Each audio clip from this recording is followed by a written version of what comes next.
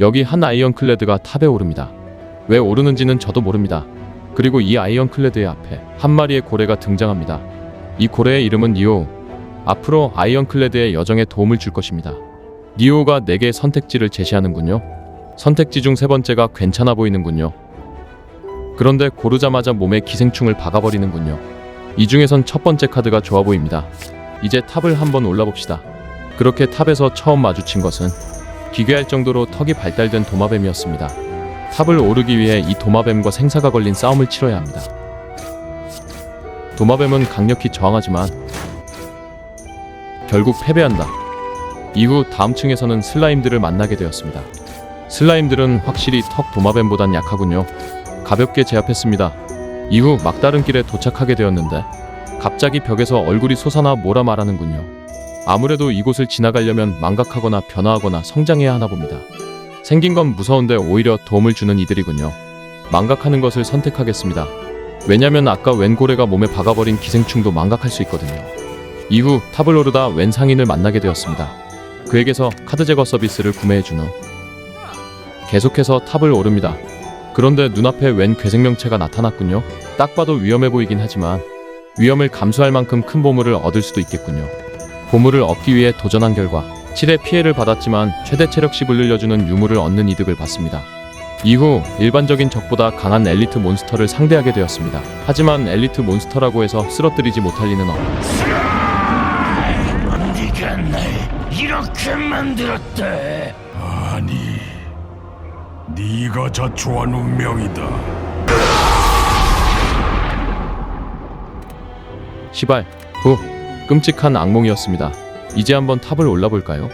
이번엔 니오가 날먹건을 주는군요. 물고기란 게임은 날로 먹는 게 최고죠.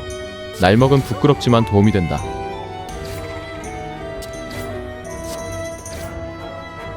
날먹건을 다 쓴 후 거대한 슬라임을 만났습니다.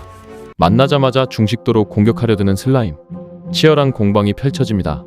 역시 시작부터 중식도 공격은 좀 강하군요. 그리고 좀 공격을 가하다 보니 갑자기 스스로 자가 증식을 시작합니다. 물론 그렇다고 강력한 아이언클레드를 쓰러뜨릴 수는 없었습니다.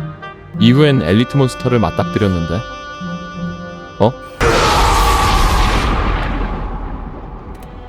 왜? 남대문이 축축해졌지? 하지만 끝끝내 악몽을 극복해내고 적들을 쓰러뜨린 아이언클레드였습니다. 다행히 꿈에서만큼 강하지는 않군요. 꿈은 어디까지나 꿈이었나 봅니다.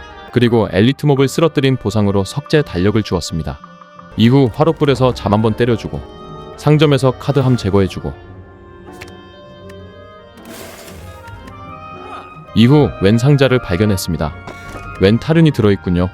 타륜을 주운 후 탑에서 도둑을 만났습니다. 절 공격하는 동시에 제 돈을 훔쳐가는 놈입니다. 검거해 주었습니다. 이후 다음 층에서는 노예상인이 앞길을 막아섰습니다. 하지만 이젠 이 정도 적은 가볍게 제압 가능할 정도로 성장했죠. 벌레 박멸해주고 중식도 한번 맞아주고 수많은 적들을 쓰러뜨렸습니다. 마침내 1층을 지키는 보스와 결전을 치를 때가 되었습니다. 강하게 공격을 가하여보지만 역시 보스답게 강하게 반격하는 적. 치열한 공방이 오가고 궁지에 몰린 아이언클레드. 이렇게 처맞는 건가 싶었던 순간 달력이 큰일을 해주었군요. 이후 제이막 도시에 도착했습니다. 역시 제이막답게 1막보다 강력해 보이는 적이 등장하는군요. 물론 그래도 저희 단백질원일 뿐입니다. 이후 다음 층에서는 눈깔 귀신을 상대하게 되었습니다. 방어에 능한 녀석이군요. 물론 그닥 강하진 않았습니다. 다음 층에서는 힐탱 조합을 만났는데요. 뒤에 있는 놈이 힐을 주는 놈이라 상대하기 좀 힘들었습니다. 당장 처리해줍시다. 다음 층에서는 칼을 들고 있는 손을 만났습니다. 매섭게 공격해오는군요. 당장 쓰러뜨려야겠습니다. 이후 계속 탑을 오른 끝에 이막의 끝을 지키는 보스와 만나게 되었습니다. 보스는 강력했지만 끝끝내 쓰러뜨렸습니다. 이후 산막에 도착했는데